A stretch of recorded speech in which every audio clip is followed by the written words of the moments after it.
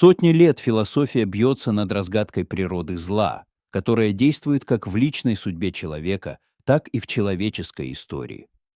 Откуда оно берется? Можно ли его полюбить, увидеть в нем красоту? Зло многолико. В его тайну всматривались Лейбниц и Ницше.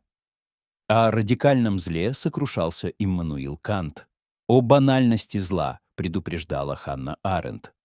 Данный материал составлен по мотивам эссе «Мыслить о зле», опубликованного в недавнем номере «Философии магазин». Его автор Сьюзен Нейман, известный американский политический философ, историк философии, культуролог и этик. Правильно ли мы поступаем, когда стремимся найти злу оправдание?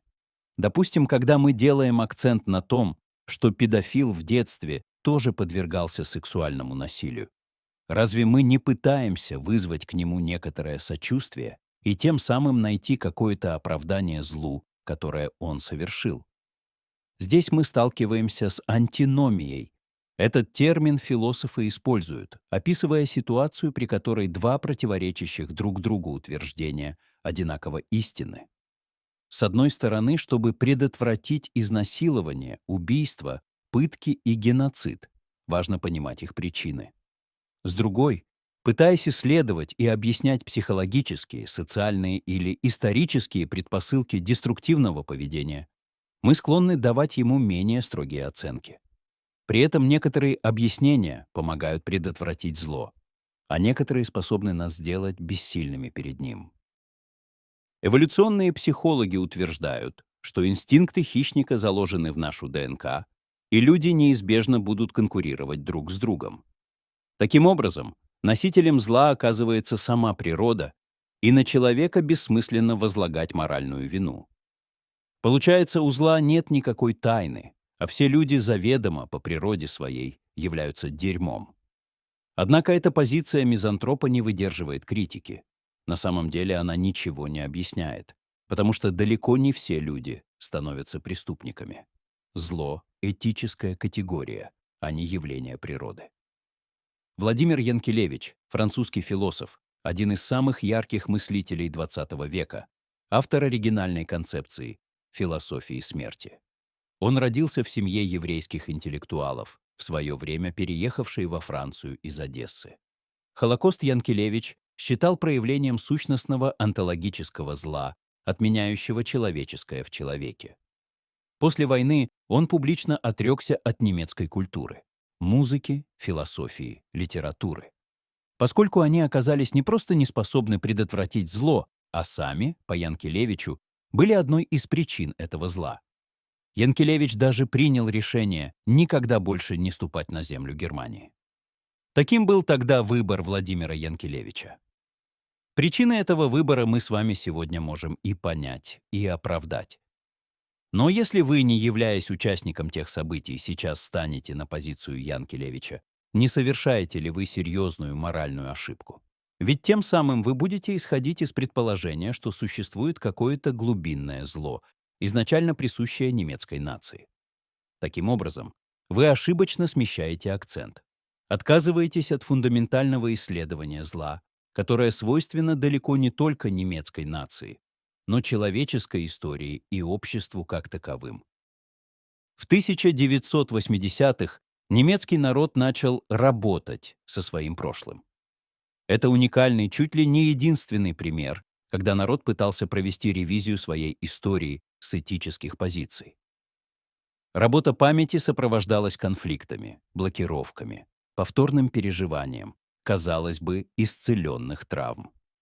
Здесь уместно вспомнить вывод, к которому пришла философ Ханна Аренд. Ей принадлежит одно из самых глубоких исследований природы тоталитаризма. Он заключается в следующем. Зло делают возможным не только те, кто его активно совершает, но и те, кто предпочитает не задумываться об этом. Аренд была права. В Третьем рейхе действительно было немало тех, кто пассивно разделял идеи нацизма. Они лично никого не убивали и просто спокойно жили, предпочитая не замечать совершаемые преступления.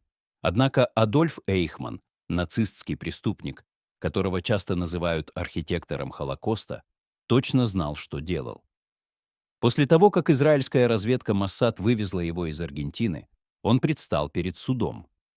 Но единственное, о чем реально сожалел Эйхман, так это о том, что ему не удалось уничтожить всех евреев Европы. Это убедительно показала немецкий философ Беттина Стангнет в своей книге «Эйхман до Иерусалима». Стангнет прослушала почти 1000 часов записей разговоров с Эйхманом и пришла к выводу, что это исключительно жестокая и манипулятивная личность. Он давал указания, чтобы люди в раздевалках газовых камер запоминали свой номер, якобы для того, чтобы потом им было легче отыскать свою одежду. Эйхман намеренно вводил людей в заблуждение, чтобы перед лицом неизбежной смерти они не решились на мятеж. И жертвы, не догадываясь о своей участи, усердно выполняли этот приказ нациста. Однако, в отличие от Эйхмана, который сознательно организовывал массовые убийства, большинство немцев предпочло считать геноцид евреев несуществующим. Обычному человеку было психологически легче отрицать существование зла, чем ему противостоять. Именно это и подразумевала Ханна Аренд, вводя в философский обиход термин «банальность зла». Истинную свободу Ницше усматривал в амор фати, любви к судьбе, или точнее, любви человека к собственной судьбе, к личному существованию. Она заключается в первую очередь в восторженном принятии трагических утрат и страданий. Подобная концепция задолго до Ницше встречается также у Лейбница и Гегеля. Эти мыслители утверждали, что тени без света не существует. Поэтому состояние мира само по себе не может иметь позитивного содержания, поскольку находится в диалектическом единстве со своей противоположностью, войной и прочими человеческими безумствами. Амор фати утверждала видение человеческой истории, согласно которому она, даже с учетом самых темных и кровавых периодов, имеет некую гармонию и красоту. Однако после Освенцима такое видение перестало быть актуальным. Ницшеанской амор фати следует противопоставить амор мунди, любовь к миру, Ханны Аренд, термин, который впервые был употреблен ею в письме к философу Карлу Ясперсу. Именно такая любовь, которая активно сопротивляется зверствам и разрушениям, лучше всего приличествует современному человеку. В признании бессилия человека перед законами исторического развития она видит не только разновидность нигилистического отчаяния, но и иллюзию сознания. Мы не можем знать ни универсальных законов истории, ни меры нашего участия в ней.